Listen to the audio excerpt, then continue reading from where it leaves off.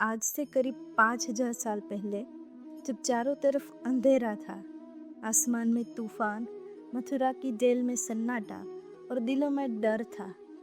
हर ओर अन्याय, अत्याचार और भय का राज था। धर्म की आवाज दबा दी गई थी। निर्दोषों की चीखें आकाश चीर रही थी। तभी एक प्रकाश ने इस धरती पर अवतरण किया। श्री कृष्ण, एक नाम जो प्रेम है, जो संगीत है, जो सत्य है। इस दिवस को हम सभी श्री कृष्ण जन्माष्टमी के रूप में बड़े ही आनंद, भक्ति और उत्सव से मनाते हैं। लेकिन क्या आप जानते हैं श्री कृष्ण का अवतरण क्यों हुआ था? क्योंकि जब संसार अन्याय से भर जाता है, जब मनुष्य का विवेक सो जाता है, जब आत्मा चुप हो जाती है, तब ईश्वर स्वयं अवतरित होते हैं ताकि संसार फिर से प्रकाशमय हो सके। उनका जन्म सिर्फ एक घटना नहीं, बल्कि एक उद्दर था। क्योंकि जब कृष्ण का जन्म होता है तो वो सिर्फ कैलेंडर में एक तारीख नहीं होती, वो हमारे भीतर एक नई शुरुआत होती है।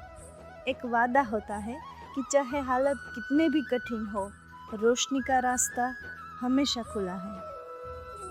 श्री कृष्ण सिर्फ रक्षक नहीं, एक इंस्पिरेशन है। सिर्फ योद्धा नहीं, एक उम्मीद है। वो सिर्फ लीलाओं के नायक नहीं, बल्कि लाइफ की हर प्रॉब्लम का सॉल्यूशन भी है। उनका जन्म सिर्फ इसीलिए नहीं हुआ था कि वे शस्त्र उठाकर अधर्मियों का नाश करें, बल्कि इसीलिए कि वे गीता रूपी शास्त्र से जीवन का ज्ञान आपके भीतर उतारे। तो आज जब आप जन्माष्टमी मनाएं, तो सिर्फ माखन मिश्री, पूजा और भजन तक ना रुके। अपने दिल में पूछे, क्या मैंने कृष्ण को अपने जीवन में जगह दी है? क्या मैंने अपने भीतर उस रोशनी को जन्म लेने दिया है? श्री कृष्ण आज ना फूलों का इंतजार कर रहे हैं, ना भव्य आयोजनों का, ना मिठाइयों या रस्मों का।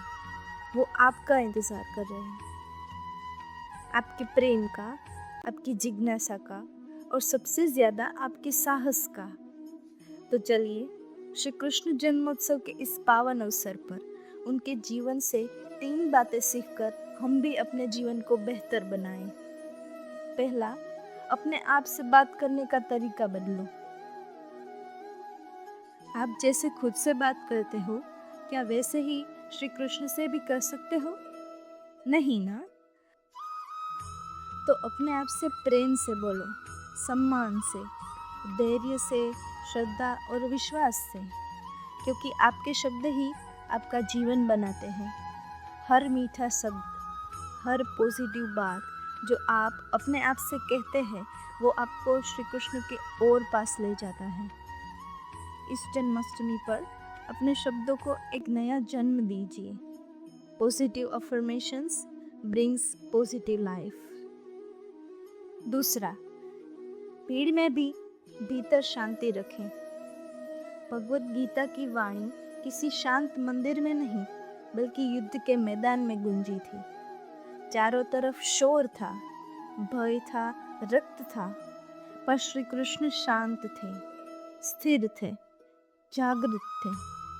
क्यों?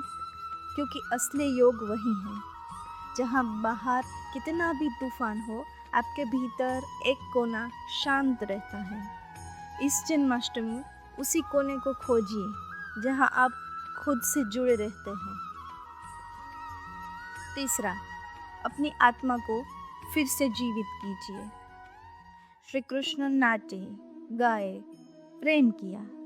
वो सिर्फ युद्ध के गुरु नहीं थे, बल्कि श्री कृष्ण जीवन को समग्र रूप से जीने की कला भी सिखाते हैं।